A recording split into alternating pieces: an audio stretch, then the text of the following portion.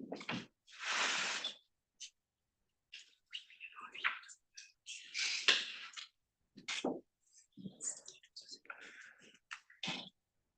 bonjour, bienvenue à tous.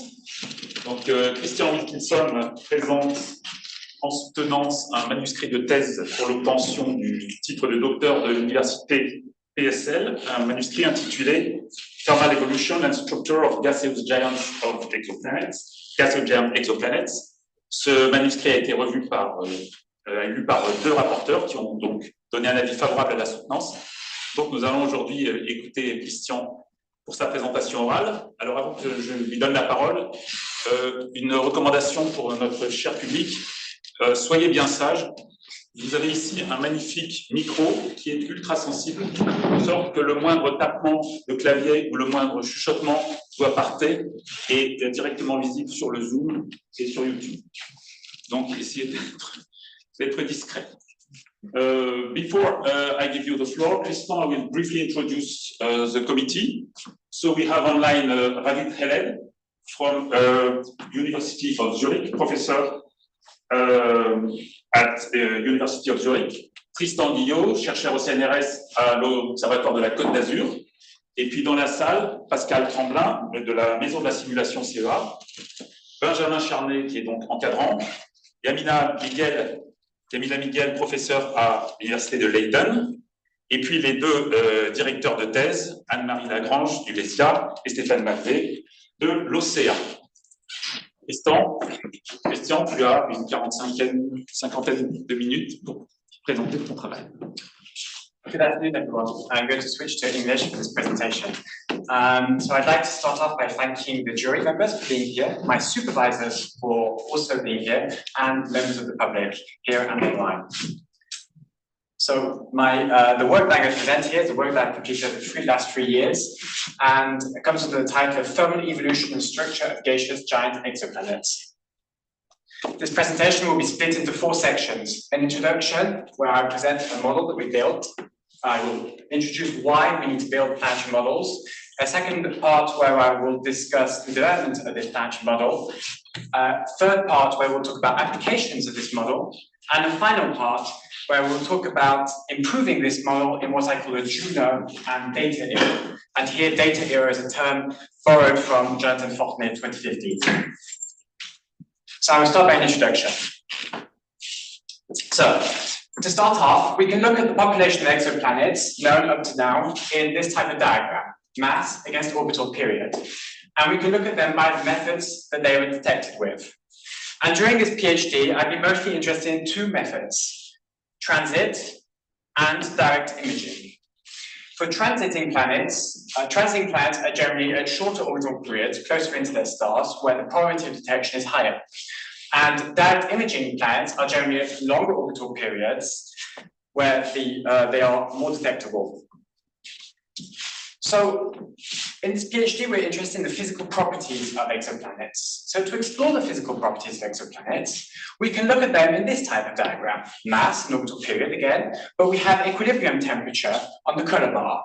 And what we can see, and which stands out in this type of diagram, is that we have a temperature gradient going from colder at longer orbital periods and warmer at shorter orbital periods. However, we can identify a group of relatively warm giant exoplanets at longer orbital periods. And these correspond to the population of young warm giants that are directly imaged, as showed in the previous plot. We can also look at the physical properties of exoplanets in this type of diagram. Again, we have mass and orbital period, but we have now on radius on the color bar. And what we see in this type of diagram is that 2 populations can be seen. A population with higher radius, which corresponds to the gas giants, and another population of more rocky planets, which correspond to the rocky planets. Then we have a transitory group of sub-Neptune, super-Earth-like planets.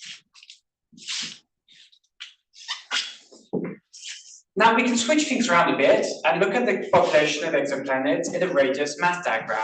And this type of diagram really calls for us to put density on the color bar. And so that's what's been done here. So we have radius, mass, and density. Overplotted, we put ISO compositions from Zeng et al. 2019 from models. We put 4 such compositions: metallic, magnesium silicate, so rocky, water, and hydrogen and helium. What stands out on this plot is that for lower radii, the population of lower radii, previously we had the rocky planets, which are closer to the metallic and magnesium silicate iso compositions. As we go towards gas giants, we have more hydrogen and helium. But what we can also see in this type of diagram is that for a given radius, we have the possibility to have multiple structures. We can have, for example, entirely metallic, entirely rocky, or various compositions of metallic and rocky. And as we go towards gas giants, which will be the focus of this work, we can have varying proportions of hydrogen and helium. So we can introduce the notion of degeneracy at this point. To better understand degeneracy, I show this plot by Valencia et al. From 2013. Here we see a triangular plot with three varying compositions: hydrogen, helium, water, and rock. And what this plot shows is that for varying proportions of hydrogen, helium, water, and rock, we can have the same type of radius. Hence, the notion of degeneracy. 2 extreme examples are shown here. A, which corresponds to the upper right figure, where we are nearly at entirely water composition. We have a water interior and steam atmosphere. And B, which is the bottom right figure, which corresponds to a nearly entirely rocky composition with a probably extended hydrogen and helium atmosphere. And what's quite interesting with the extreme examples A and B is that we can have the same radius for the known or expected planet, the expected mass of this planet, it's Earth masses. And so here again, we see that with uniquely mass and radius, we are unable to know what is going on within the structure of these planets, hence the notion of degeneracy. Another problem that I'd like to draw your attention towards is that it has been observed that the radius of planets varies quite considerably with the incident flux. As planets are more irradiated, their radius increases dramatically. This is so for the population of planets named hot Jupiters. And if we think back to the plot that I showed previously, where we had mass against orbital period with temperature, these correspond to the short orbital period planets with a high mass. Now, a few explanations for this phenomenon have been given. One is such as ohmic dissipation, proposed by Batkin and Stevenson et al., and another of which is advection of potential temperature from Tromla et al. 2017. But up to now, it is not sure which of these 2 hypotheses is correct, and the exact mechanism behind the radius inflation of hot Jupiters. Now, I talked about mass and radius measurements, but that's not sufficient. We know that we can go further and we have more measurements. Here I present on the left a composite image of HR8799 B, C, D, and E, where B is the outermost that we can faintly distinguish on the left, going all the way to E, which is on the right and closest to the star hidden by the coronagraph.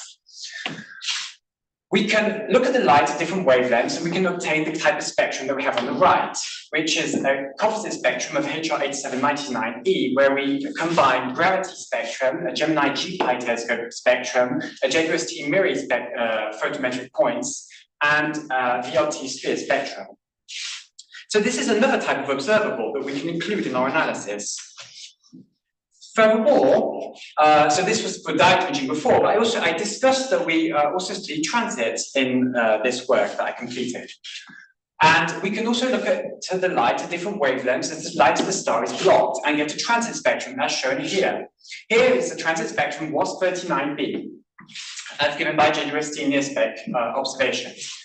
And what stands out with this transit spectrum is we have this strong signature CO2 of 4.2 microns. So, added to mass and radius potential measurements, we also have spectra, either in direct imaging or transit. So, we have the 2 spectra presented, mass radius data. We can ask ourselves, how can we combine this to answer some of the questions such as degeneracy or inflated radii? And we think that we need to build models that link all parameters together. And for this, we think we need to combine atmosphere and interior into one combined model. And if we do that, we will be able to answer questions such as the degeneracy of exoplanets, or, as mentioned, the radius inflation. So with that in mind, I would like to move on to my second part, which is developing a planetary model. The planetary model that we propose to build here is relatively simple. It combines two models, one of which handles the atmosphere and is EXOREM, which stands for Exoplanet Radiative Equilibrium Model, and the other is for the interior, which is EXORES. Now, let me start by presenting EXOREM. EXOREM solves the two-flux approximation. So it considers a flux of incoming radiation and a flux of outgoing energy from the bottom of the atmosphere. Once it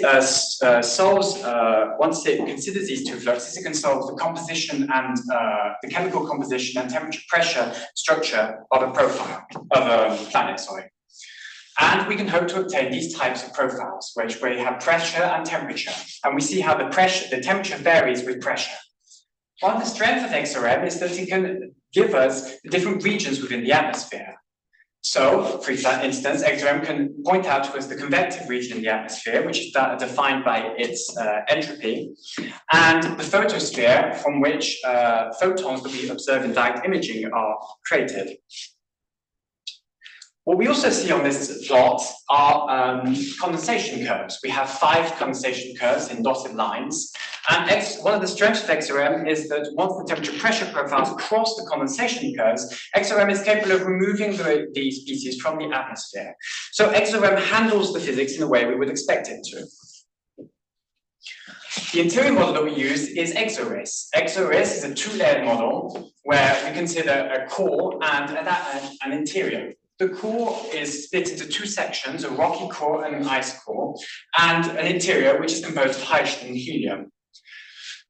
To solve the structure, EXORES relies on equations of state, which here are all ab initio equations of state.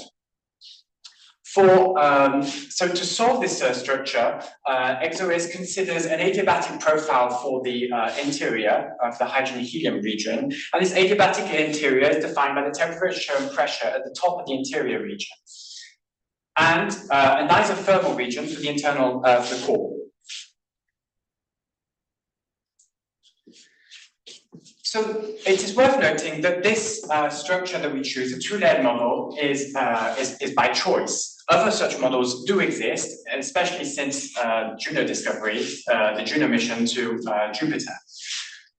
For example, we are seeing the rise of diluted cores, which include the extra unconstrained degrees of freedom.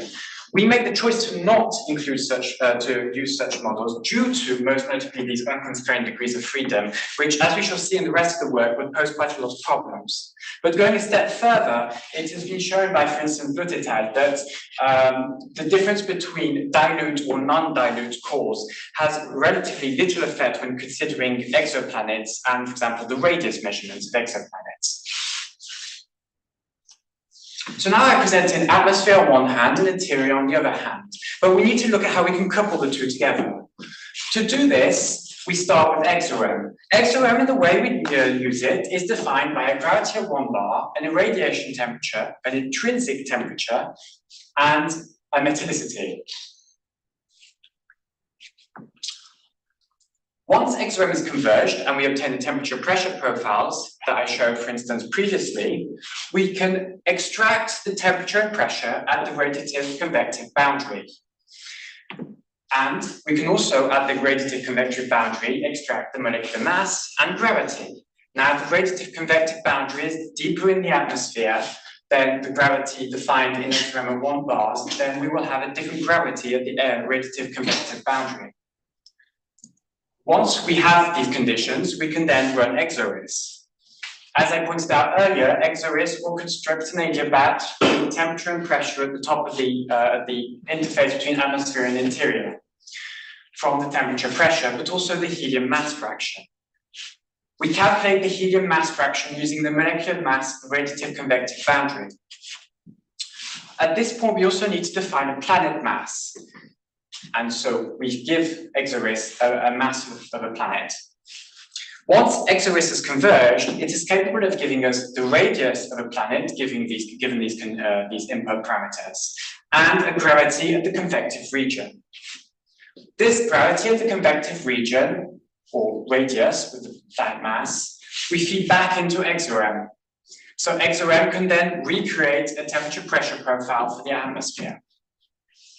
And this process is run iteratively until we converge on the gravity of the radiative convective region. We have continuity in temperature and pressure, and we have continuity in molecular mass.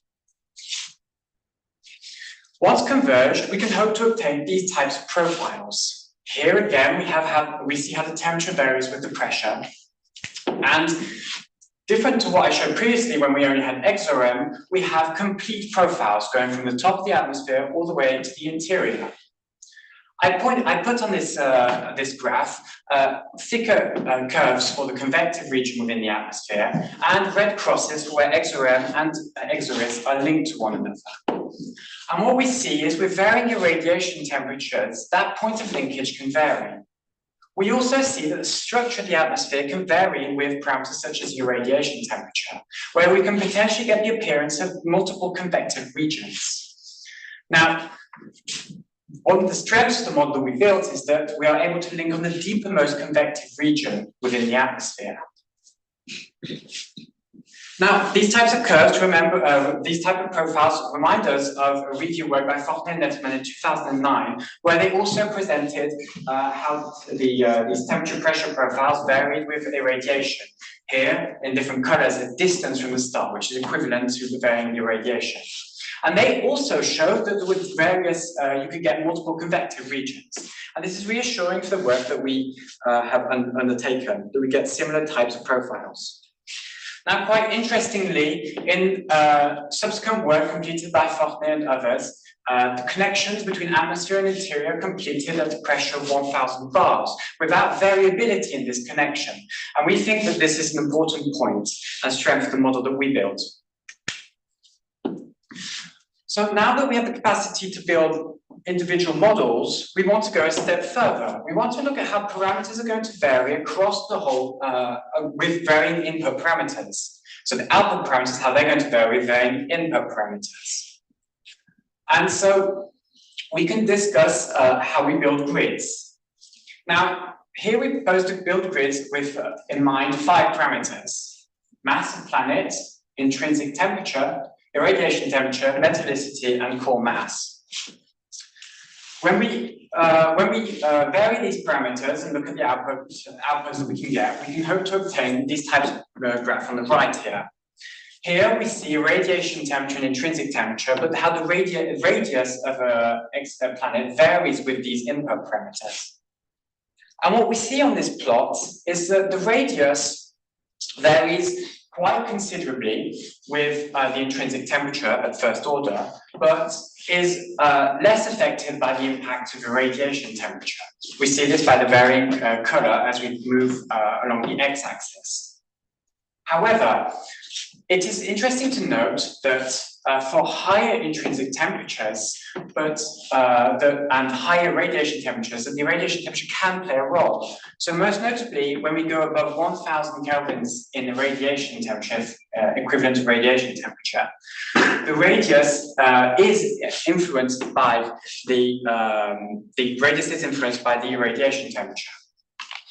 Now, this is important, and we will come back to this later when we discuss inflated radius problem.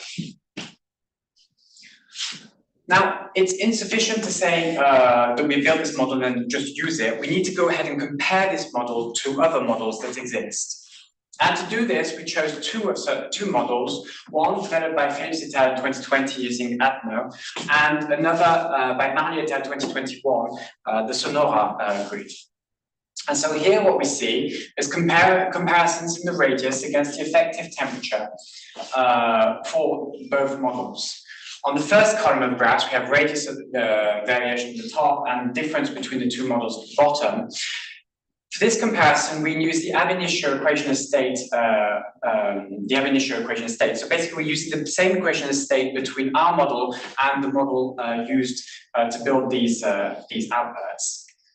And what we see is that the difference converges towards zero for temperatures above 400 kelvins. However, we do get a divergence between 200 and 400 kelvins.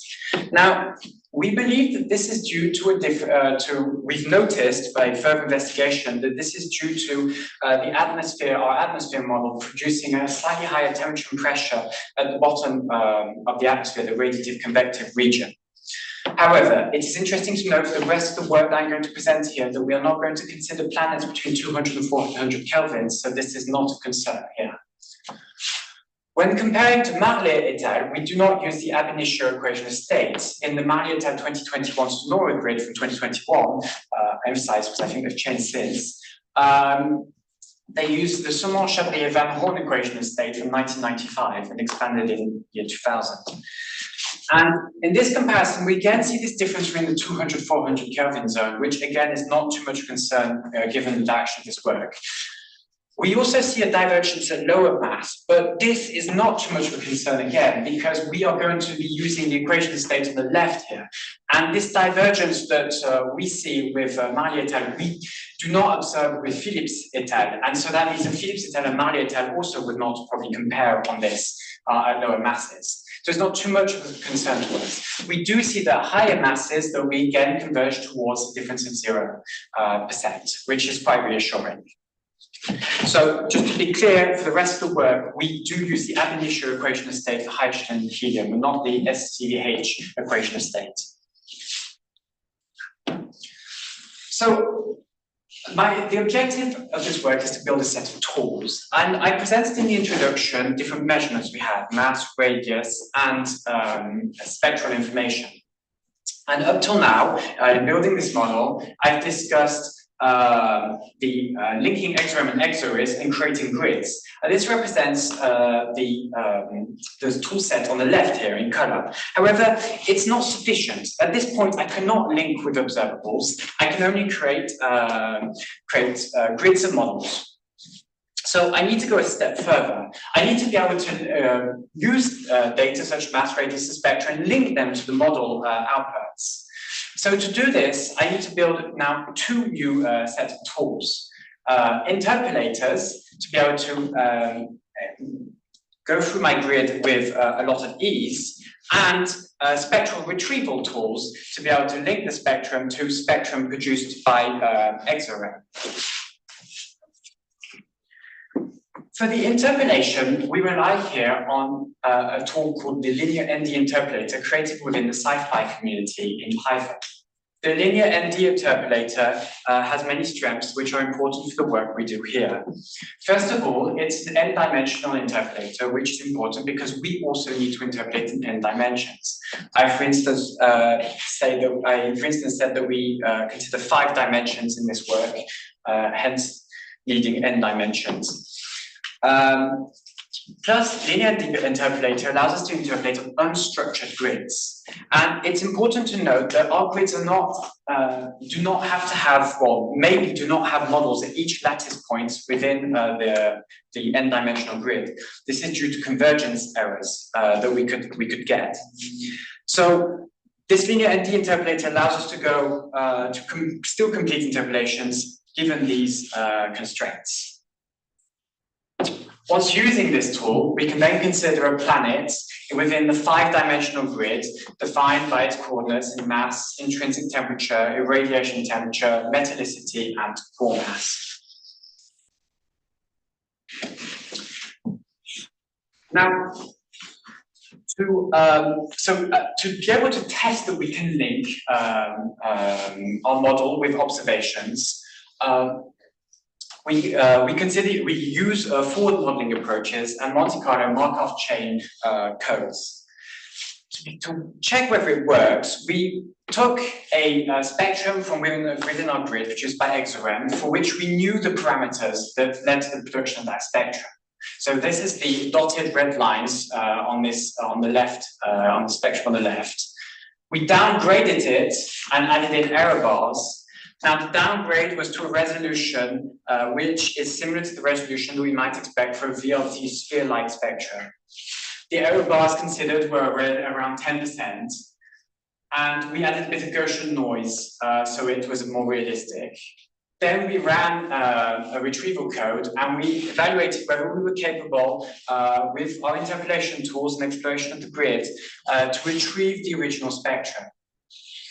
I show here the best fit obtained, which is given by this red dotted curve here.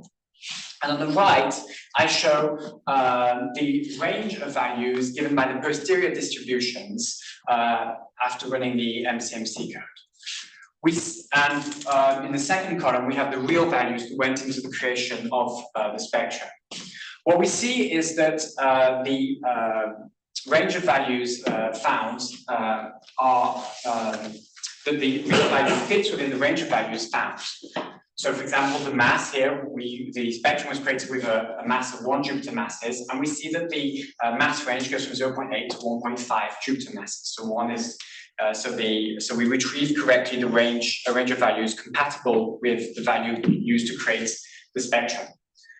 And this approach is not only interesting in order to understand whether we can retrieve spectrum and that our tools work, but it also, in a certain sense, gives us an approximate idea of the precision at which we can retrieve values, given a spectrum which is similar to this one. And that's important to note. If we were to change the spectrum, then this would no longer be valid. And we see, for instance, that the mass, given this type of spectrum, we can retrieve within a 0.5 Jupiter mass precision, the intrinsic temperature, 30 Kelvin type precision. Now, of course, this is the best case because we know that this spectrum was generated, we generate that spectrum, that we know our values are around that spectrum, and it is degraded in the way that we know everything. We control everything. But it still does give us an idea of, in the best case, what we could expect to get with this type of spectrum. So now we have completed the construction of our set of tools. We have the creation of grids. We can interpolate within the grids, and we can link observables such as spectra to the outputs of the grid. We decided relatively recently to name this set of codes Hades, which has changed from the manuscript, where it was exo-evol before, but exo-evol sounded a bit too much like exo-evil, so it was changed to Hades, which it was relatively hard, and there was a lot of debate on how we were supposed to, what the letters meant, but I think we settled on heat, atmosphere, density, evolution, solver. Might change. Okay, so now I'd like to move on to the model application.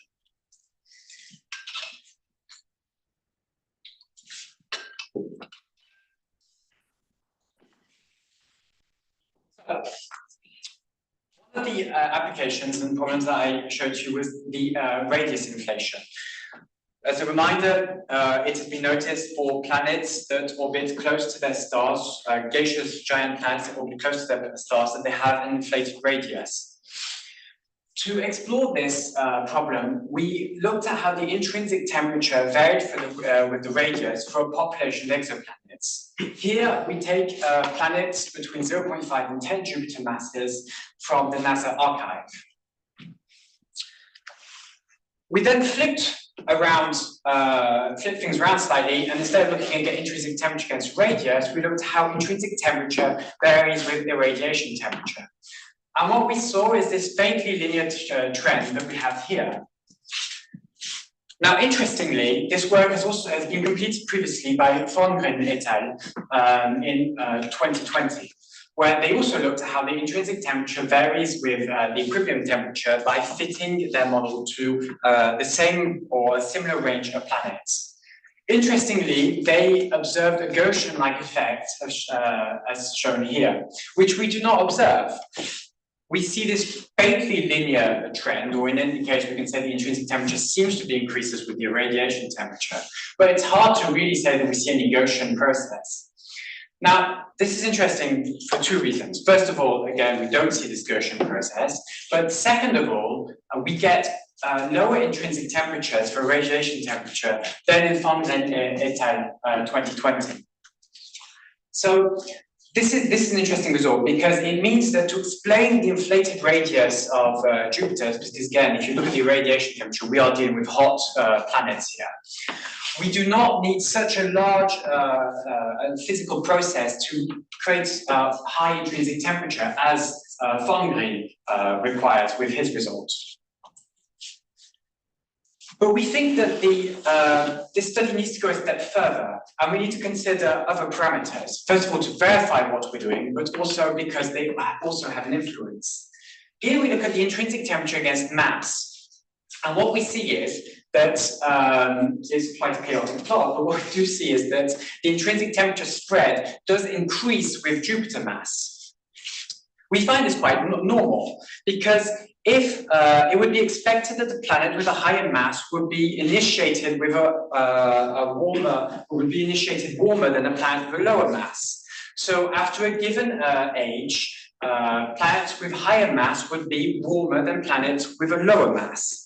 And so, considering all ages, we would expect a larger spread in the intrinsic temperature of planets at higher mass. On the right here, we look at how that intrinsic temperature varies with stellar age. And what we see here is that what we see is that the intrinsic temperature seems to decrease with stellar age. So as planets cool, they dump their internal heat in space. But what's quite interesting, and to really guide us in this figure so we can really see this trend, we overplotted ISO irradiation temperatures.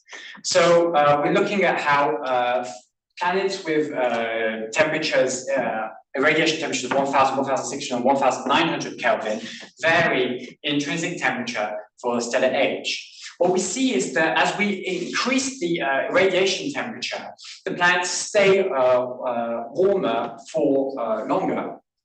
And to borrow a sentence from Jérémy Lecomte's PhD, this is like putting the lid on a pan of boiling water, where the planet acts as the boiling water and the irradiation temperature acts as the lid. So this completes our analysis of trends in exoplanets, where we wanted to reevaluate the link between intrinsic temperature and other parameters. And so one of the main results from this was indeed that we seem to get lower intrinsic temperatures than, for instance, Fongren et al., which does have implications, for example, with initiating GCM models. Now, we'd like to move on to other applications and specific cases. So first of all is an application to WASP-39b. WASP-39b is an inflated hot Saturn with a high metallicity. It was discovered by Faidi et al. In 2011 by the WASP telescopes. It's hot, so the equilibrium temperature is 1116 Kelvin. It's just to find why it's hot. It's located at 230 parsecs. So it's the same spectrum as I showed earlier, so no surprises there. But again, we have this signature CO2 band of 4.2 microns, which really stands out to us. So we ran retrieval codes on this spectrum, MCMC, Monte Carlo Markov chain codes. But we decided to employ two techniques. We decided to try and fit mass and radius without the spectrum, and also to fit, and in one retrieval approach, then another approach to fit mass and the spectrum. And so this is what's done here, where blue corresponds to a fit of just mass and radius, and red corresponds to mass and spectra.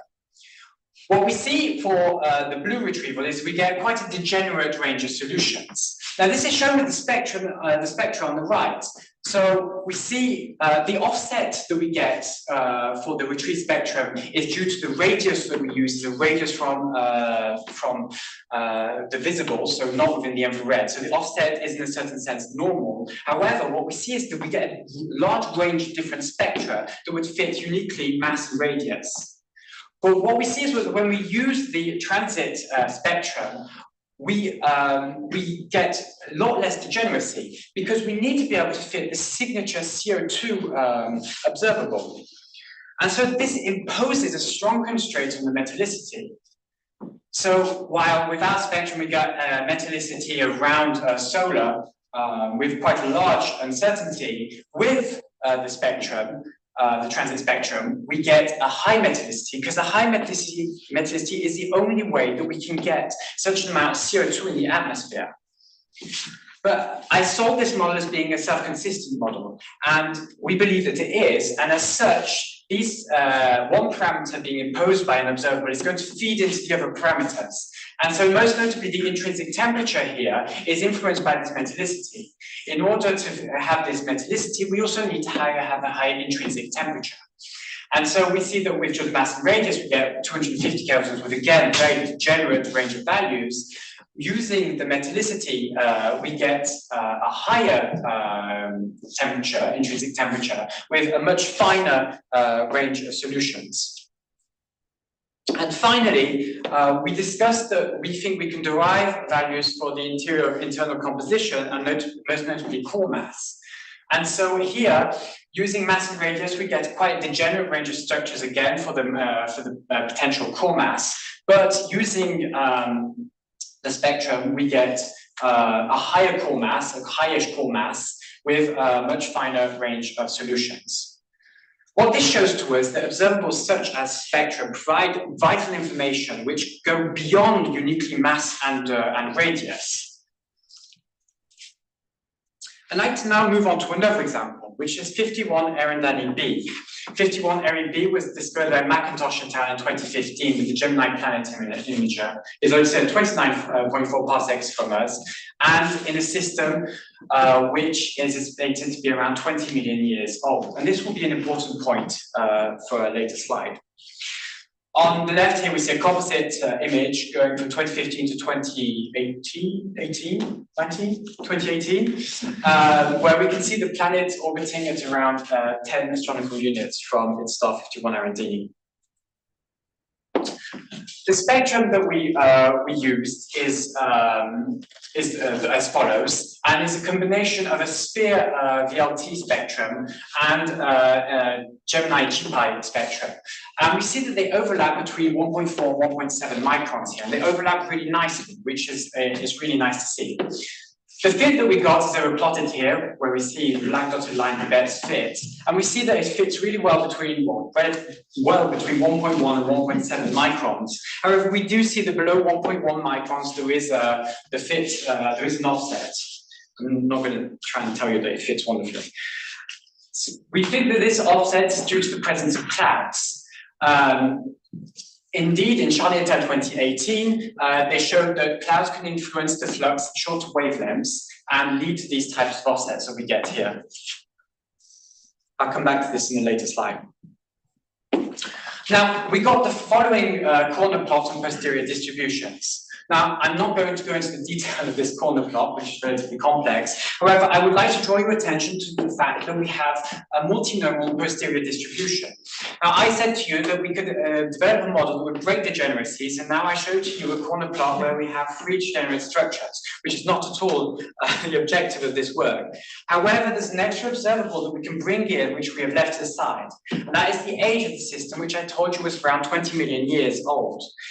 So what we did is we took the thermal evolution equation, we solved it across our grid, and looked at the age that each solution corresponded to. And so again, the age was 20 million years, and we have one solution, which is solution 4, which has an age of 19.5 million years. So we think that solution 4 fits well with the age of the system and can inform us of the potential mass of this planet. What's quite interesting too is that there's no overlap between this age and the other solutions, taking into account error bars. So solution 4 is by far the best match. So I said to you, I showed you this fit, and I showed you that there was an offset due to the presence of clouds.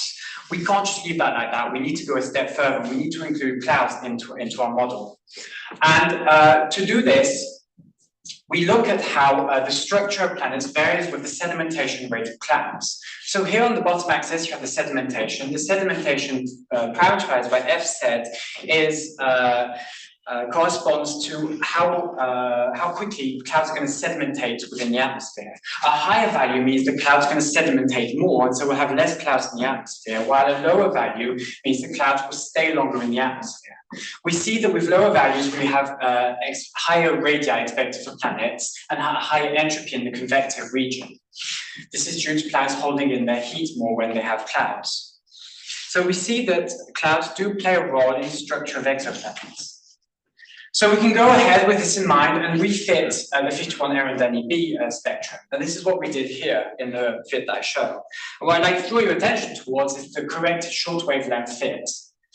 Now, these are directly the values obtained through the MCMC forward modeling. And what we see is that we already have a range for the mass between 2 and 3.6 Jupiter masses. Indeed, we directly included the age as an observable into our retrievals henceforth, as we realize it's an important parameter to take into account. So this shows to us that clouds are important and that we need to run fits with clouds. We also ran our code on AFLEB with clouds. And we got the following fit here. Here we use a spectrum of AFLEB combining VLT sphere and a Keck photometric point around between 3 and 4 microns. The fit is of relatively good quality, so we are pleased with that.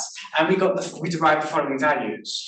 Now here's a stressful moment for us because we have an actual measurement for the mass of AFLEB. So are the masses that we're obtaining coherent with observations? The dynamical mass measured is between 2.6 and 3.9 Jupiter masses, and we derive a mass of 2.55 between 2.55 and 3.99 Jupiter masses, which is very, very consistent.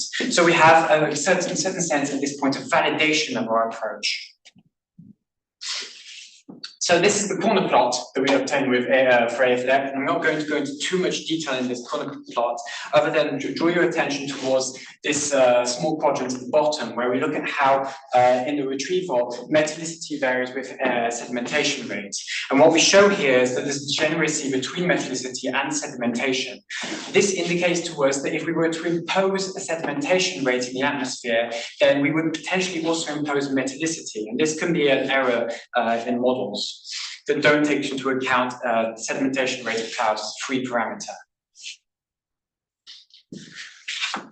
To better put into context the values that we obtained, we looked at a range of planets, not just AFLEB and 51 Area B, but we also ran this retrieval approach on the HR8799 BCD-E planets that I showed earlier in the introduction, and the HS1256b. We added them into the trend by Fondren et al. In 2016, which studies bulk metallicity as a function of mass.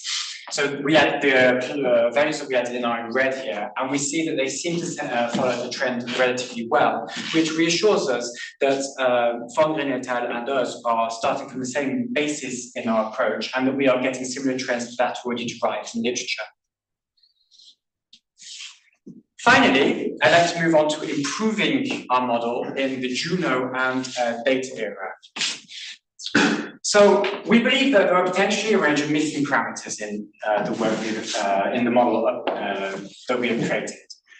We think, for instance, that vertical mixing plays an important role in the structure of atmospheres. Vertical mixing can influence the properties of clouds and the thermal properties of the atmosphere. And as such, it's a parameter that we would like potentially to include in the future. We also think that we need to explore varying initial entropies. I didn't go into too much detail on this in what I presented here, but to solve the thermal evolution equation, we need to consider initial entropy. That initial entropy depends on formation models. So for instance, there can be formation models do predict lower entropies or higher entropies, considering whether planets have a cold or hot start. And since, for instance, work by Maldacini et al. 2017, it's expected that planets could have a warm start. And so we think that including this parameter into our work will also allow us to explore initial entropies and potentially fit planets considering different initial entropies. We'd like to potentially have a better description of metallicity. I discussed the fact that we used helium to link the metallicity between atmosphere and interior. Other work includes the equation of state, for instance, of water or rock to increase the internal metallicity and adapt it with the atmosphere. We'd like to explore this by implementing this inside the model. And finally, implementing diffuse cores will allow us to explore their effects when coupling atmospheres and interiors and verify what we discussed in the introduction about the impact on diffuse cores on observables for exoplanets. The inclusion of this range of parameters is going to be complex. It's going to be complex because interpolation tools are not sufficient or require a lot of computational time. So we believe that we need to go beyond interpolation techniques for higher dimensional parameter exploration. And to do this, we want to rely on tools such as machine learning and random forest regressors, as shown here, which I will not go into too much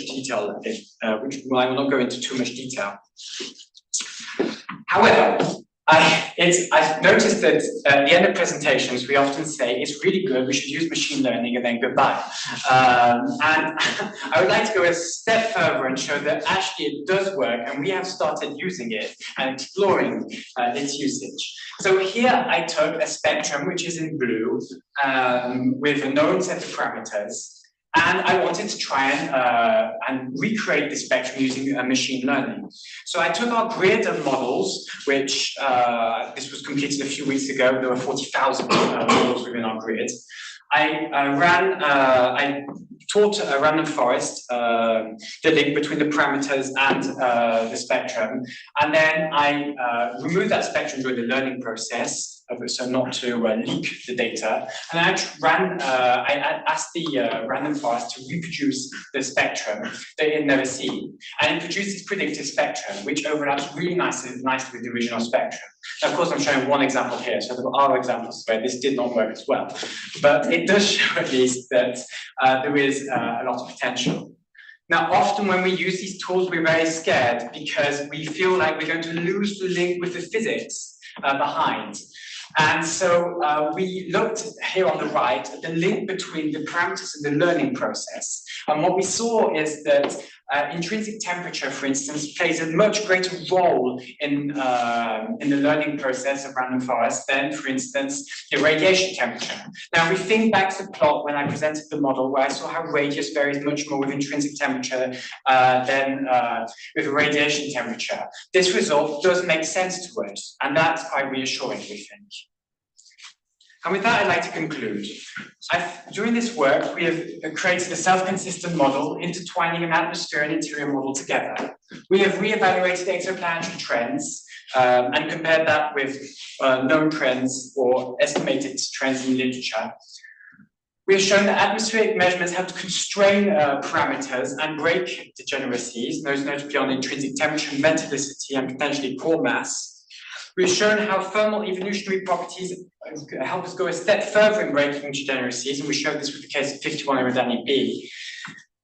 What we quite like with what we built is that it's very modulable. So there are improvements to take into account, and we think that we can do this within the framework where we can change things in the atmosphere, change things in the interior model, but keep the same linkage process.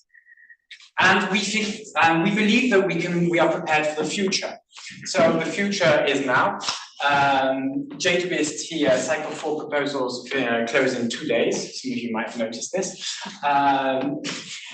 Plato is the next upcoming mission in 2026, which will be able to potentially look at Jupiter analogs. And we believe that with ongoing improvements in our model, we will be able to tend towards colder planets that we might detect with Plato. Ariel in 2028 will allow us to look at trends and study populations of a whole, which will definitely help within the work that we are doing here. And the ELT will allow us to look at lower mass planets, which with ongoing improvements to this model, we believe that we will be able to study. And with that, I'd like to thank you for your attention.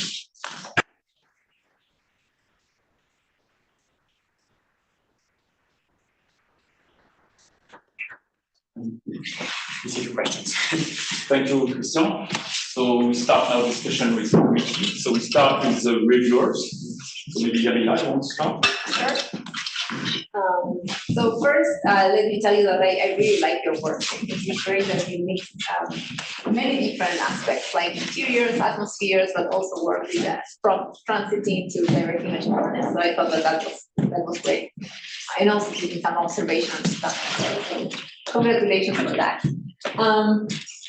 So I have a few questions. Well, we can start with the improvements that we want to do in the future. You mentioned for the atmospheres, for example, the vertical mixing. But do you think that there are other effects that could help you fit some of the spectrum that you showed that are in some regions not so well fitted? I did hesitate to add into here higher resolution. It's not exactly answering your question for me because it's not the spectrum that I showed, but I think that we need to be able to potentially go towards higher resolution to adapt towards future instruments. Other aspects,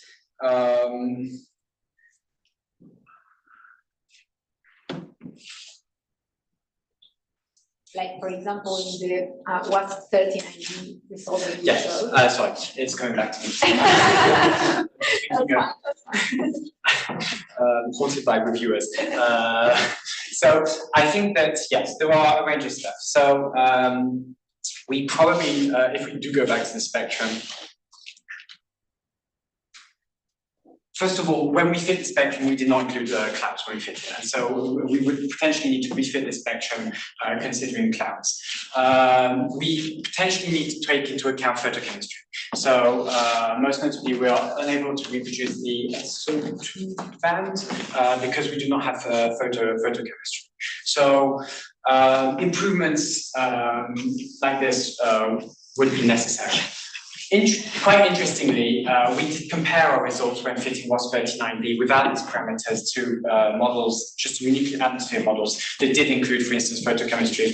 And on the parameters that we derived, we got, for instance, the same type of metallicity as them. In practice, if we were to refit the spectrum with the tools that I have at the end of this PhD, we would probably go ahead and remove actually the SO2, so it doesn't bias our fits, and include clouds. Yeah. Do you think that would solve? So there were a few other spectrum that you showed. Let me find them. So, for example, for the HR679 system, for some of the planets, the spectrum at short wavelengths is a bit off, and I was wondering if you know what that might be. Like, for example, for planet D or planet C.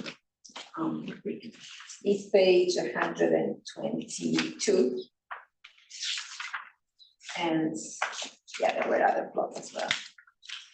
Oh, I need to be very careful with my words here as I find myself between modelers and observers. I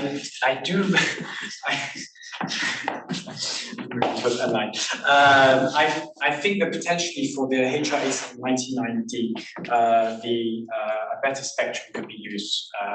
I do think that it's not the best extraction. When I look at other papers on HRA799, and most notably the one recently just looked at whether there were differences between the 4 planets, the spectrum that they used was a much higher quality, and it does actually follow better the fit that we have here.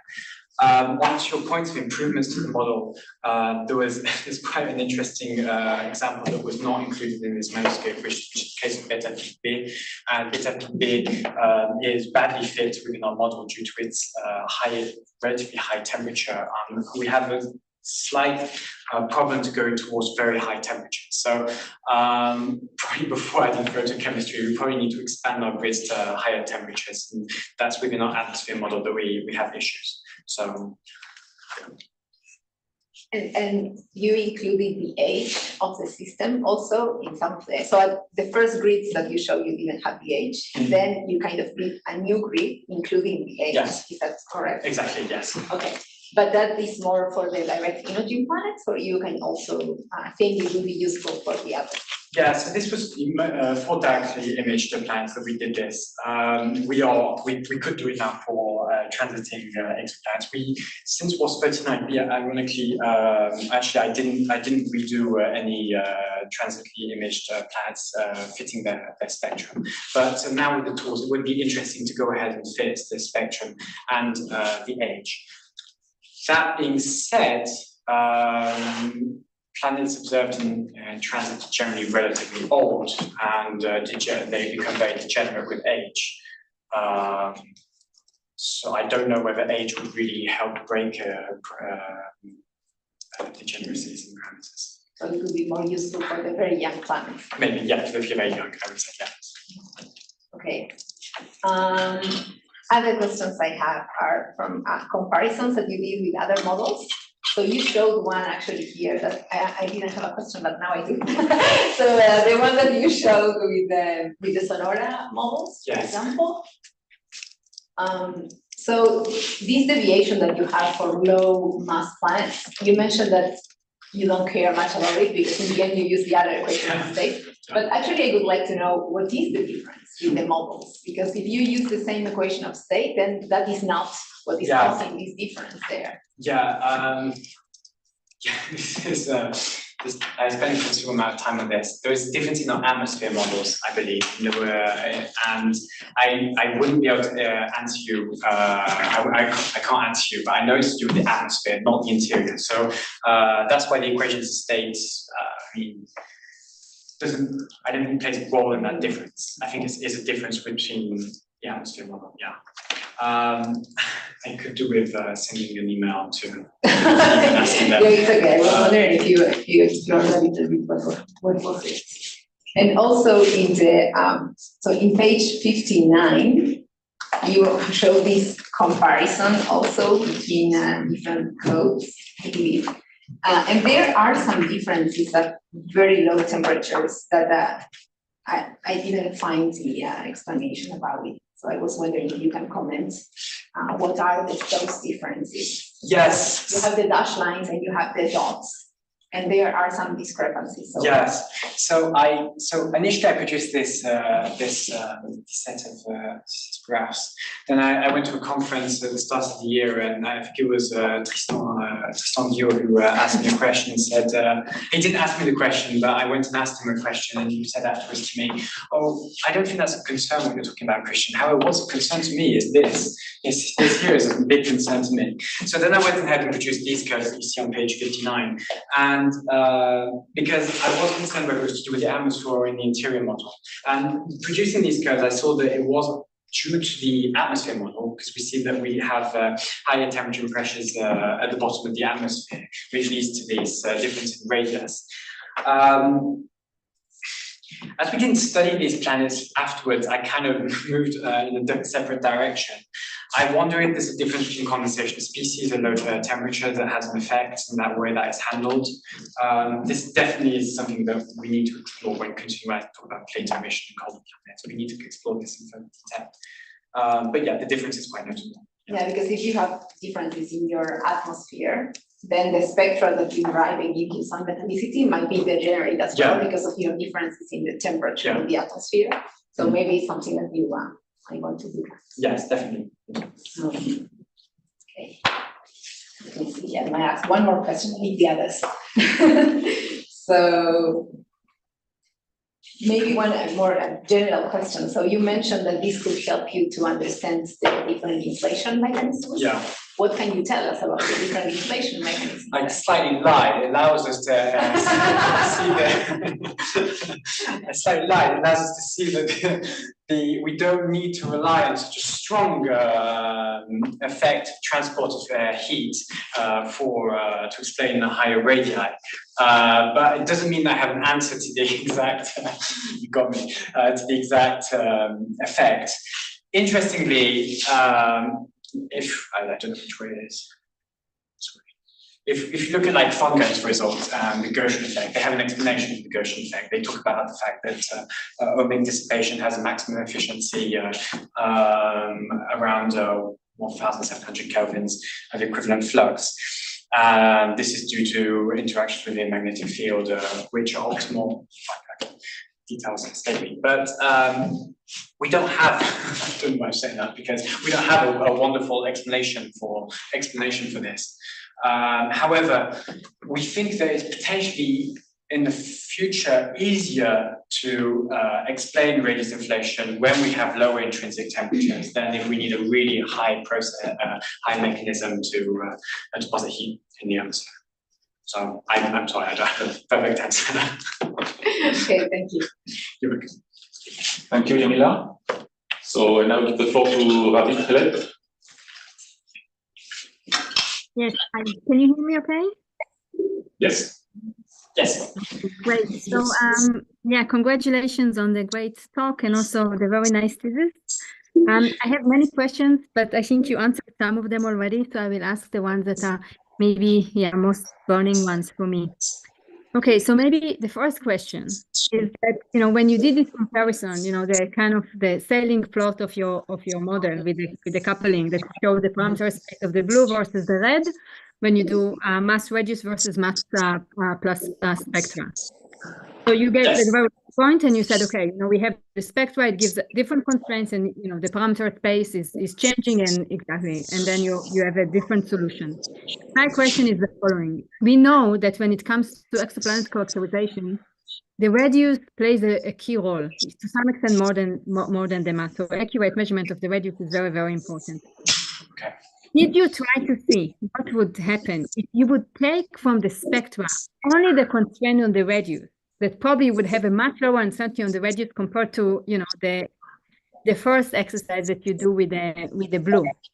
Would you get the same, would you get similar solution to the red? Or let me rephrase it. Is it really the composition of the atmosphere that further constrains the models and leads to the shift, or actually the fact that you change the uncertainty and the value of the radius that leads to this? It is a really good question because we would expect that if we were to take the radius within the infrared, then we would probably increase the intrinsic temperature. We can see that because we would expand the transit depth. That explains the offset. So potentially the intrinsic temperature could be explained by that difference. I do not think that the metallicity would be pinned so high if we were to take the radius within the infrared. I think in any case the metallicity would probably be very degenerate. I do think that CO2 band provides some really good constraints. And the reason for that is that if you uncouple atmosphere and interior and look at retrievals that only use atmosphere, then they all rely on that CO2 band really does influence the metallicity. The only way to have such a high metallicity, the only way to explain such a CO2 feature is with a high metallicity. So on one hand, the intrinsic temperature, I agree with you, could be linked to, would very much be linked to the radius. And on the other hand, the metallicity, I think, is linked to the spectrum.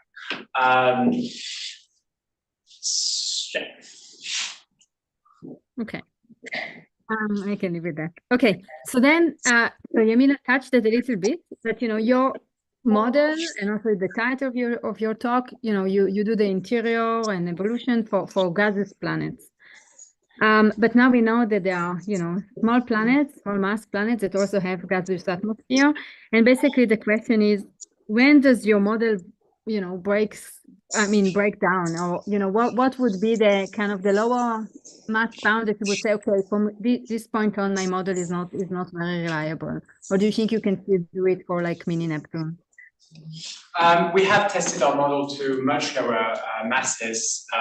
For the moment, I can create grids just going down to 0.1 Jupiter masses. within the framework of this model. Lower masses following von Brand's trends, for instance, would probably need the potential to unlock higher metallicities, which we do not do in the framework of this model, because we feel like there is a limit to how much we can adapt helium for the continuity molecular mass between atmosphere and interior. So in practice, we have grids that go down to 0.1 Jupiter masses, and at the moment that is our limit. Okay, and then for the structure model that you have this rocky core, and then you have some ice, right, isothermal, and then you have the envelope. Can you at least, I mean, you said it's oversimplified, it should be maybe improved in the future, but can you at least give me some kind of, you know, zeroth order argument why it makes sense from a formation perspective to have this kind of structure, plan formation perspective? So if we were to consider core accretion, then this structure seems quite logical. We would accrete gas on a solid core, which fits with this approach here. So from a core accretion approach, this structure makes sense. Also, going on a slight limb here, I think that for older planets, you might have phase separation, where you would have solid elements going towards the interior, and in which case you would have a solid core with gaseous envelope. Okay, but do you have a maybe feeling why you would have the ice or the water on top of the you know, silicates, the rock, and there would not be mixed? Because probably, I would say, you would probably have, because of the temperature pressure conditions for the state of matter, and because of the difference in the molecular mass for the elements on top of each other, in the same way that we have a gradient of heavy elements in the center of the Earth and lighter elements outwards.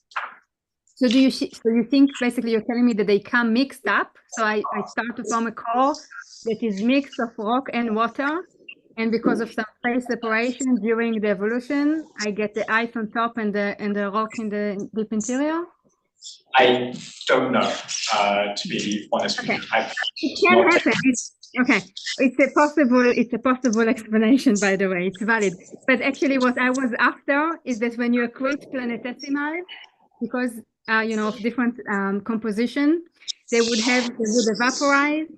vaporize and break like fragments at different locations, because of, you know, they would have different material strength, and then you can actually, from formation perspective, have the, you know, more refractory material deeper compared to the more volatile material. But okay, that's fine with me. Okay, then maybe one more question. So you mentioned Juno, the Juno era, and it's true, now we know the giant planets are much more complex. And then there were a few recent publications, including from our group, but also from Tristan group, with Saburo, about the issue that, as you probably know, from the Galileo probe, we measure enrichment of heavy elements. So this is, you know, down to 22 bars. And then when we have two models of Jupiter, actually the metallicity of the outer envelope is very low. It's about solar. So that tells us that what we see in the outer envelope could be very different from the, you know, rest of the, you know, of the planet. How do you, you know, how would you, what does it mean for your model? Should we think that, is it a reasonable assumption that you take the metallicity of the outermost part when you have a spectra and then reflect it onto the envelope, when we know that that might not be the case? So if I'm not mistaken, you're potentially referencing effects such like helium rainout, which lead to drops in metallicity and then increasing metallicity? No. Okay. I'm referring, let me say it again. We had a probe that measured the elemental abundances in Jupiter, but the probe could survive down to 22 bars. After that, you know, got destroyed. So, and then we have an estimate that the metallicity of this region of the envelope is 3 times solar for Jupiter. Okay. But when we make interior models that fit the gravity field of Jupiter, the metallicity of the outer envelope, of the molecular envelope, if you wish, is found to be solar. And that seems to us, well, either we don't understand the equation of state of hydrogen, which is one possibility, or that maybe if you measure the outermost part of the atmosphere of a giant planet, it does not necessarily represent the metallicity of the entire envelope. To answer that, I have potentially a question for you. Is it potentially due to the cold temperatures of these planets? And there would be a difference if we were warmer planets, and so potentially not a problem in the plasticity in this work. No, you asked me. I don't think so. I don't think it's better for the hotter ones. I think it might. I mean, it could be if it's related to condensation.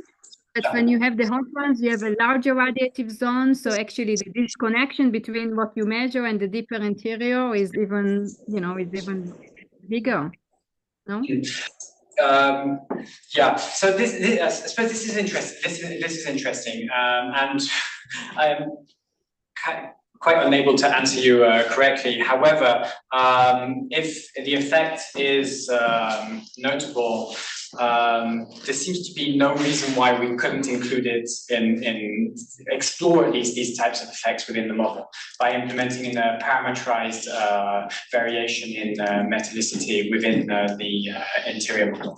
So what potentially would be of interest is to take, so you said it was for Saturn, I think, yeah. Would be Jupiter, so yes.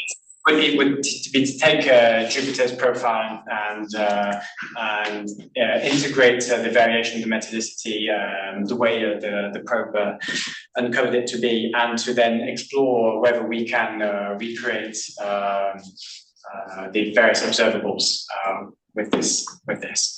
So I'm sorry, it's a relatively weak answer, but in any case, I do believe we can take it into account within our model. Okay. Yeah, okay, that's fine for me now. Thank you very much. Thank you very much, Alex. So now maybe Tristan, you want to follow?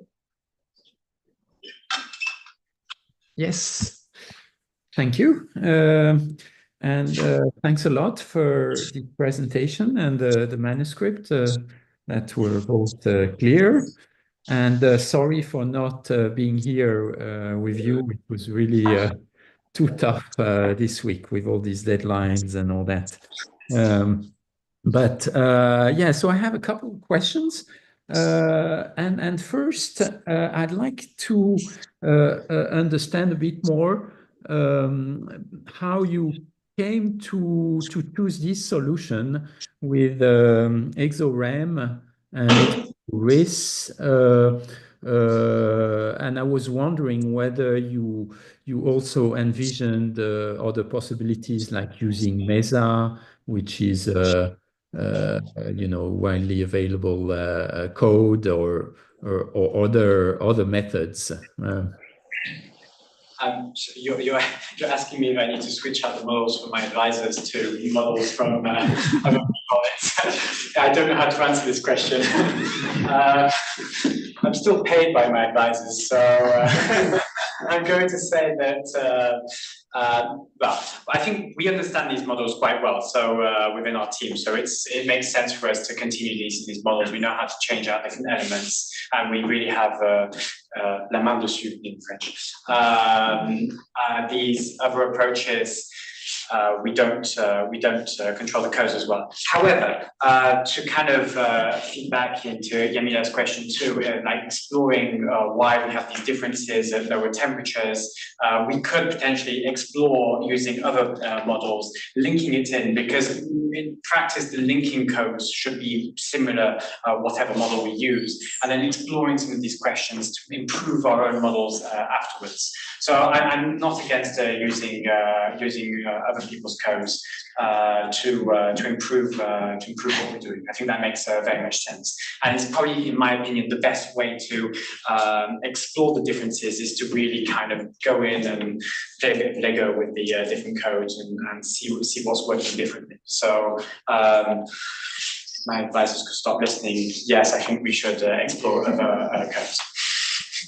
Yeah, I think it will be very good to do that. But anyway, I can see that you built a tool that's really very powerful because it absorbs all the constraints we have from spectra, but also from radii and mass constraints in just one tool. So this is very helpful, especially with the JWST observations and Plato, which is coming as you demonstrated. So that's great. But I'd like to go a little bit into the details and try to understand when you link EXO-REM and EXO-RIS. You discussed a bit, and there's more on that in the manuscript, the convergence problems with the gravity. Of course, the atmospheric model is plane parallel, and you have to assume a certain gravity, if I understand correctly. But then, if it's the case, why do you favor the gravity at the deep boundary over the photospheric gravity? I mean, for the atmosphere, anyway, if it's so deep, the gravity will change, right? You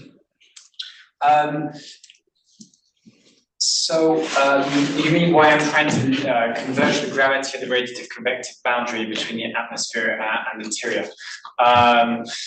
Because the way we use EXO-REM is that it is defined by a gravity of 1 bar, and unless I was to go into EXO-REM and modify the code, I can't, which could be of interest to do.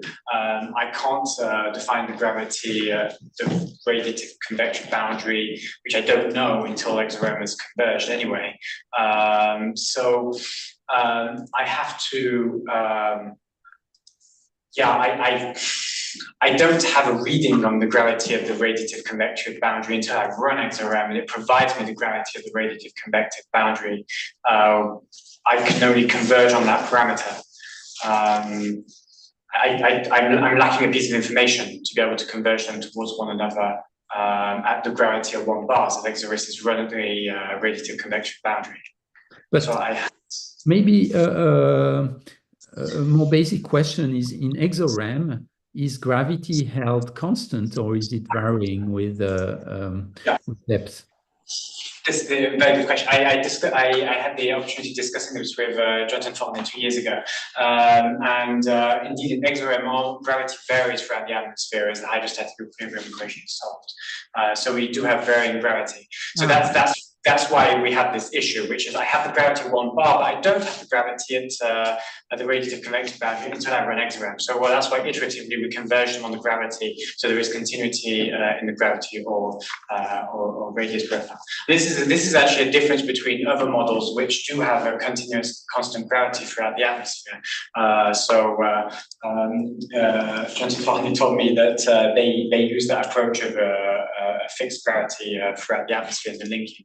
I think, if I remember right, there's a plot in the manuscript on how the gravity can vary between the pressure of 1 bars and the radiative convective boundary, and it can lead to like a 5% uncertainty on the radius if you don't include its variation. Okay, no, but then it was my misunderstanding that I thought that EXO-REM had a constant gravity, so I think it's fine. So I wanted to ask about the hot Jupiter inflation slide, which one's 37 or 34? And so, yeah, that one. So you're finding something that is quite different than Thorngren et al. And so I was wondering whether what do you think this is due to? At the Exoplanets conference in Leiden this year, Thorngren and I were able to finally meet and have quite a sit down and discuss these results with one another. Daniel Thorngren seemed to think that it was due to potentially the way they handled metallicity. I don't think that this is the case because I disactivated.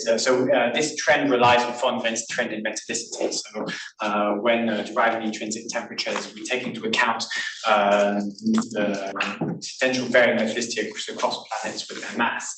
And so I disactivated that link with metallicity by keeping just solar metallicity for all the planets. And I still obtain a kind of trend that I get. And I don't think it would explain the large differences. Metallicity doesn't vary that wildly across the range of masses.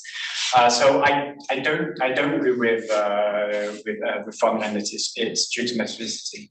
I potentially think it could be due to varying, our model has the capacity to link varying pressures within the atmosphere. When I look at other models that are produced that don't have this variation, I think it can play quite a large role. Especially models that I struggle to see this when I look at these types of charts. I struggle to see why models always link at 1,000 bars when considering irradiation. And I wonder if this is partially one of the explanations. Mm-hmm. Yeah, the deep part may be quite important, and it is where the opacities will matter. And here, we have, I mean, we could use a diffusion approximation in that part, but this is where the Rotland opacities play a lot of role, and so that could be part of the explanation. It was not very clear to me, if you come back to slide 34, what you use as assumptions in terms of core mass and metallicity? For core mass, I think we take for this we took a fixed value of 10 Earth masses. We don't vary that core mass in this exploration. So I don't think it would make much sense. And for metallicities, we use Fontenot. It has 2016 trend in metallicity with planet mass. And so this is one of the reasons why I found it quite interesting that when we take our range of darkly imaged planets and the metallicities that we obtain, that we follow his trend. So, and that's why I said that we seem to be starting from the same basis with the same kind of trend in metallicity. Yet, when we build on, I think there's like 3 papers that lead to a 2020 trend in intrinsic temperature. When we build different levels, we get some kind of divergence as we go along. So we start with the same metallicity approach. Yes, we have the core added in, but I don't think the core plays such a large role when considering these range of planets. So we take 10 Earth masses fixed and changing. I think what would be of interest, I think this point really doesn't, we need to explore this in much greater detail, and to understand this, a bit like when we talked about taking out the model and putting in another model and seeing what difference it creates.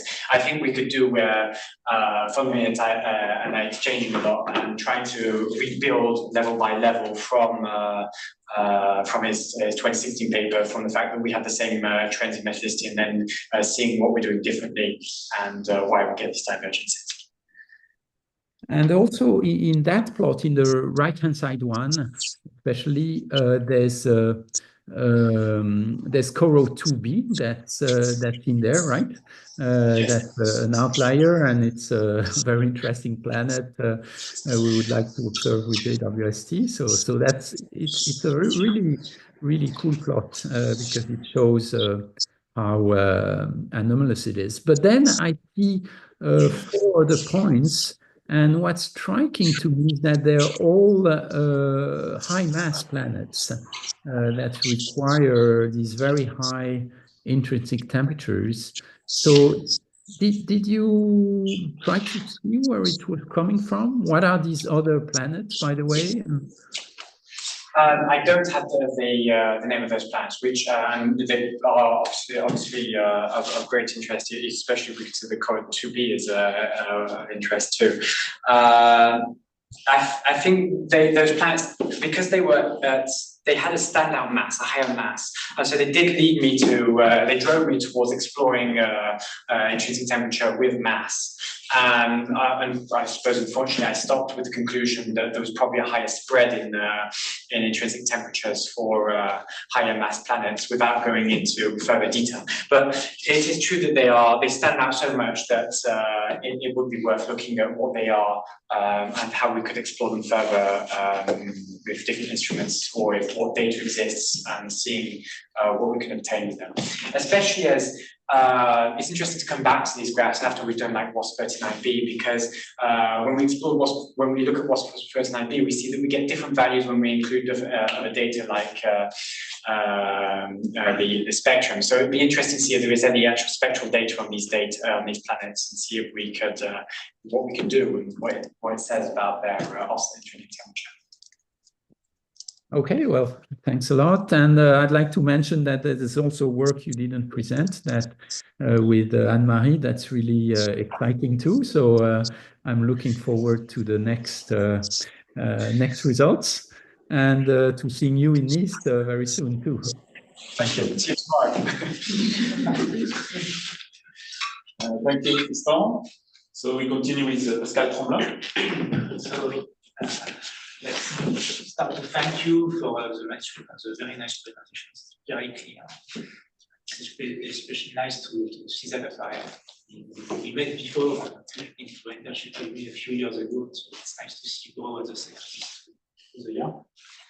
That being said, I have some questions.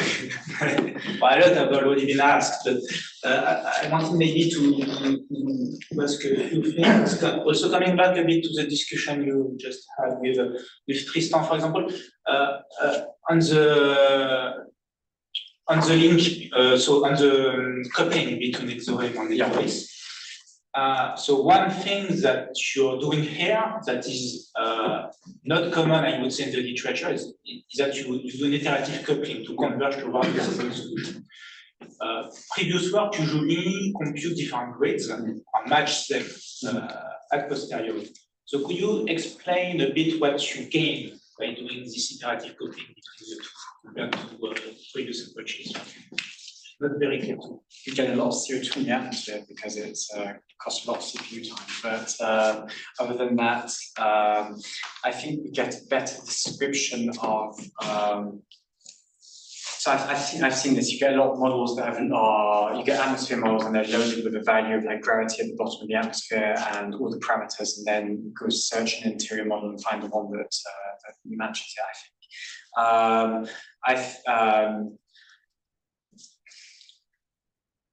I think we tried doing this at the start of my PhD, and it seemed relatively complex to get really good fitting models between atmosphere and interior. There was always quite a large offset between the two. While coupling like this means that we really do control the errors between the atmosphere and the interior.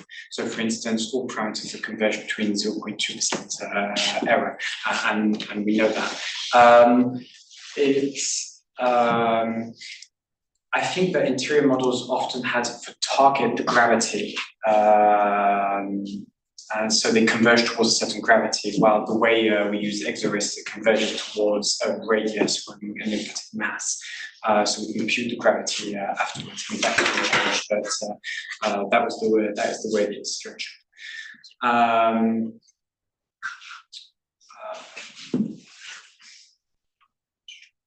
It does mean that, and I've noticed this, it does mean that while the atmosphere or interior put constraints on one another, it means that we can converge them towards physically coherent solutions, which I don't think is potentially always the case when you just take a grid of interiors and a grid of atmospheres. I'm not. But I would say that I think that maybe at this stage it's relatively similar. You will get similar results, but I think you can get more with your approach. So it's a bit related to the discussion we have with Soutenance about the connection between the interior and the atmosphere in terms of heavy elements. Okay. So one thing is that here, you see, if I understood correctly, you still do rely on the observed a relation that is based on frontline results between planet mass and metallicity? When we don't have spectral measurements and we wanted to compare to other trends, yes, it seemed logical to start from the same basis. So yes, we use that trend. You mean when you have constraint from the atmosphere, you do not use it anymore? Or it's used to infer then the score mass? When we have constraints, for example, we use the transit spectrum and direct emission spectrum, which gives us the atmospheric metallicity, then we can link the atmospheric metallicity to the interior without relying on the trend like formula. Yeah. I think the main maybe. So yeah, another quick question, but I guess you have answered with Tristan, is that when you discussed a bit the connection between the two. And, in your presentation, you seem to infer that it was better to put the connection, so as you do here, slightly below the radiative convective rather than the 1,000 bar. But do you explain a bit more why you think it's better? So so it's a variable pressure, so it can be at whatever pressure that the atmosphere works out in the convective region. So here it just so happens that we're slightly below 1,000 bars, but if we were to take, for example, this is all done at an intrinsic temperature of 100 kelvin. If we were to vary that intrinsic temperature, we can shift the convective region higher into the atmosphere. I think that so we have that variability instead of just sticking everything at 1,000 bars. When studying these curves, I struggle to see how you link it always at 1,000 bars, because you see in this atmosphere that we're not convective all the time at 1,000 bars, and so I think it is important to be to have that variability. Okay. So you infer that maybe sometimes it was 1,000 bar was actually too high. Yes, that's why. But then it was a bit of a struggle, because when you start really linking deep in the atmosphere, then you've got loads of things going wrong. So the equations of state between the atmosphere and the interior are just off, and you can partially see this, where you see the atmosphere as equation, pressure temperature profiles diverging from the interior pressure profiles.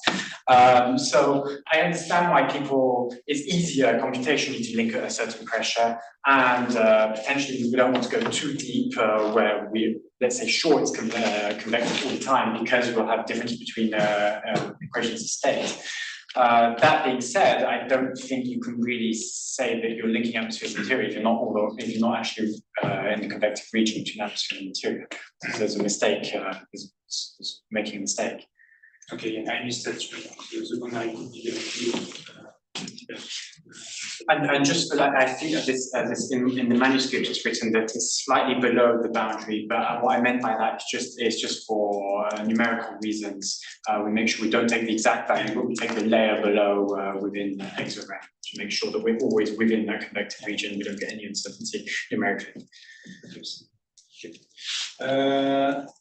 Maybe a question on the limitations of the model part, on the model side. So you said in your plot with the limitations, so there is 4, I guess we could add still add a lot of it needed to fit into 4. Yeah, I made that maybe, choice. well, so yeah, let's say because you have different type of application, and maybe the limitations are not the same compared to the objects that you study. And if I'm thinking of the orbiters, what would be the most important limitation in your opinion? So in those, or maybe some that are not here. Algebras, I think that we would probably want to integrate vertical mixing quite rapidly.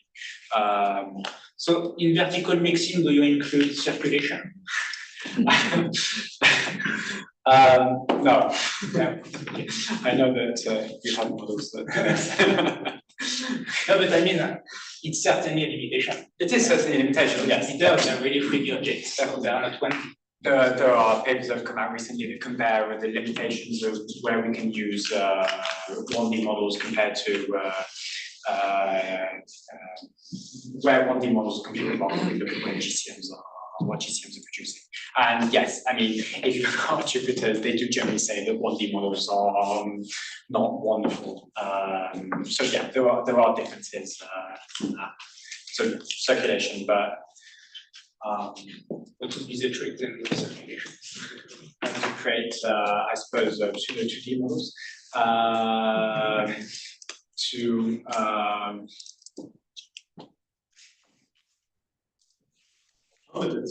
That's a good answer. I'm saying this based on your work, but maybe some other limitations, and if we go more on the other side with the direct image, exoplanet, self-luminous object, I would say. For example, if we look back at the manuscript, so you have nice fits, I think, with, for VHS. For which we have, this nice observation reviewed. But for example, a strong limitation right now for the fit of this type of object, especially with your approach, because you're doing, I think, retrieval, which is good to put some constraint on the parameters, but you're also using model grids, which means that you're relying on the assumption you made on the models when you do the grids. yes. And one limitation here is that, for example, when using clouds, none of the cloud models based on the grid will reproduce the silicate feature at time and point. So here in the data, it's difficult to see because you do not zoom on the time and point feature, but by high, I think the models do not reproduce the feature yet. And this is because the layers where you need to put the silicates, it's quite different where we used to assume them in the grid models. Yeah. So do you think there is a possibility to have more flexible approach in the retrieval so that you can like free retrievals, but coupled also with the interior? So maybe a free retrieval for the atmosphere and grids for in the interior or something like that, for more flexibility in the atmosphere, because models in the atmosphere, they are still tricky. There are a lot of things that we do not know. I understand. Maybe I don't. Maybe it's personally, I don't really like the idea of using free retrievals because I worry about the physical coherence in some source. I like our approach here because we can look at so yes, there are features that we cannot reproduce, but if we know that's a limitation. But it depends what we're trying to derive. If we try say, well, we want to derive the intrinsic temperature to estimate its evolution coherent with its mass and other aspects, then maybe that's sufficient. Yes. I mean, it is another approach, but I do worry about if we're not. If we just like bundle physics onto a thing and say you're free to explore the different parameters as you want, the risks are that we get a solution that physically doesn't make sense. So that's definitely a concern. Sorry? So that's definitely a concern. Yeah. That being said, in a spirit of being open-minded, I think it's worth doing both approaches. I think, and I discussed this at some point in the manuscript, I think that it's worth trying different approaches, comparing them. Like if in the free retrieval we get a different explanation, then we need to be able to compare that with what we're getting with models, and then delve into what we're missing and what we can improve. How much it influences other parameters too, because again, if we're missing a feature but has little impact on other parameters, then maybe it's enough for what we're doing. For example, if we want to derive the mass of a class and that's objective, maybe these tools are sufficient. If we want a better explanation of the atmosphere, maybe we need free retrievals, and then we need to compare it with actual models and see where it's physically coherent, where it's not physically coherent, and what elements free retrievals are adding in which make physical sense.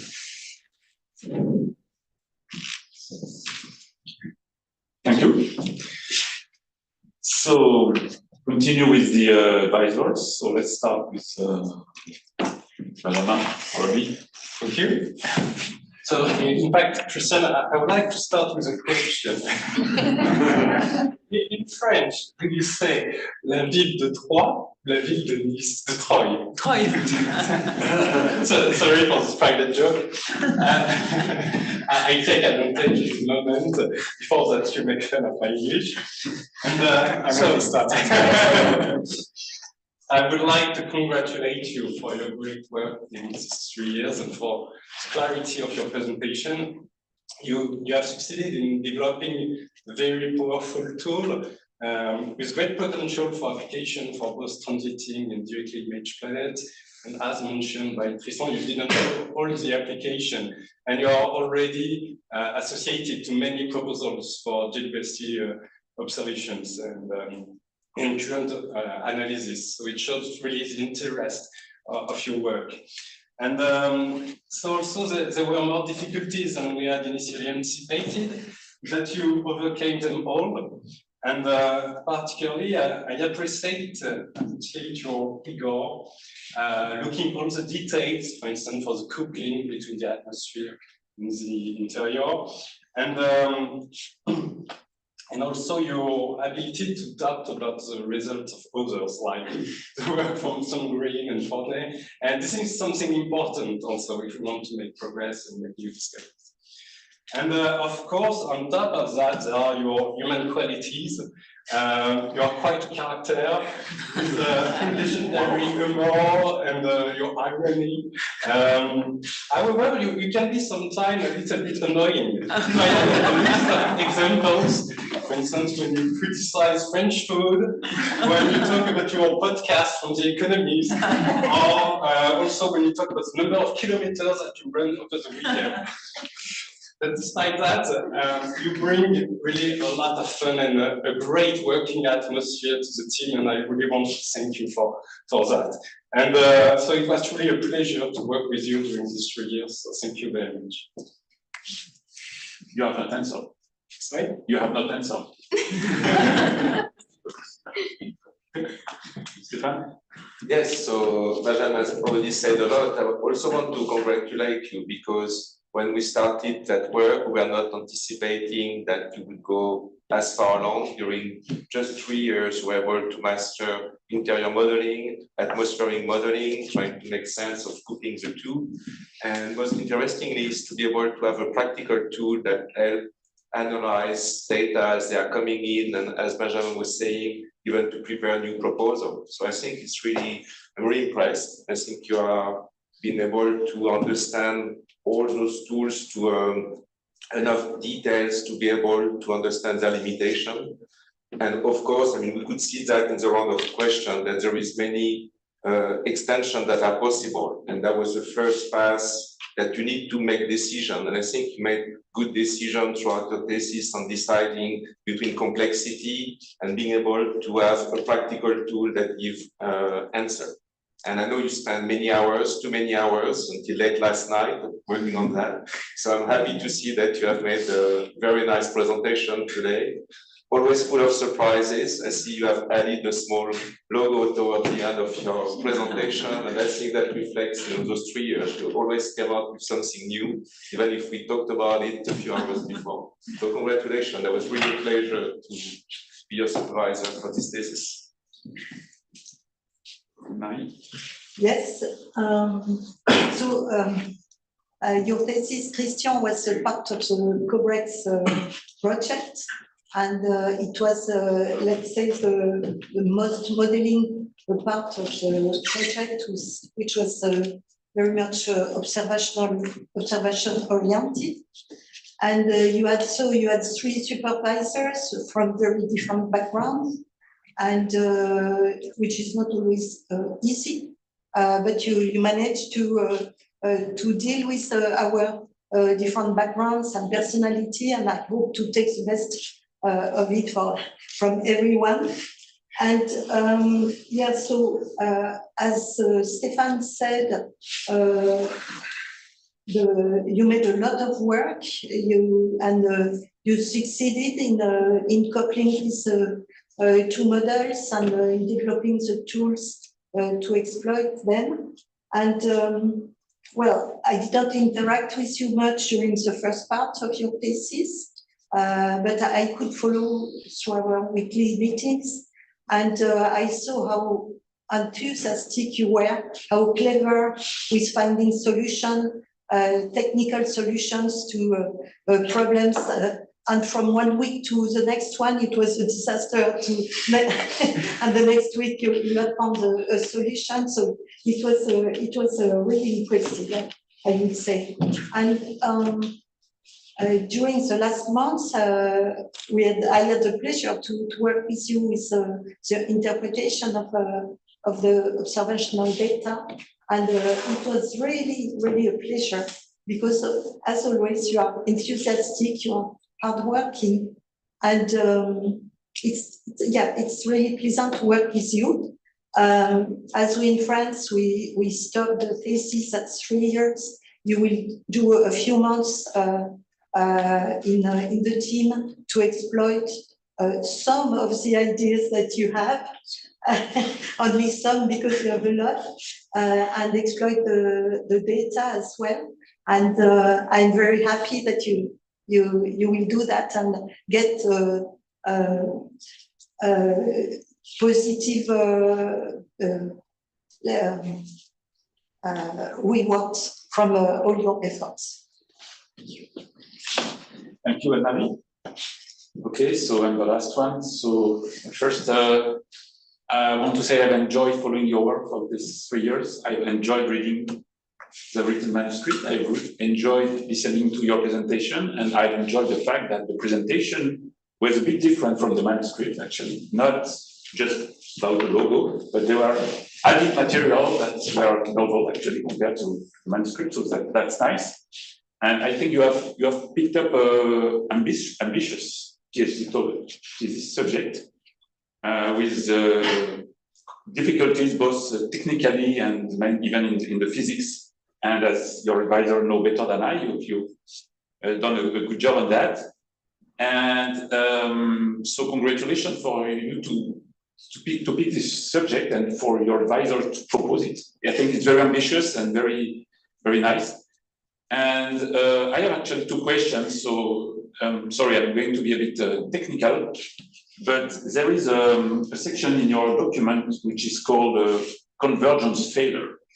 And when you read that, you give the feeling that sometimes exorem converges, sometimes it doesn't, and you are not sure why, in fact.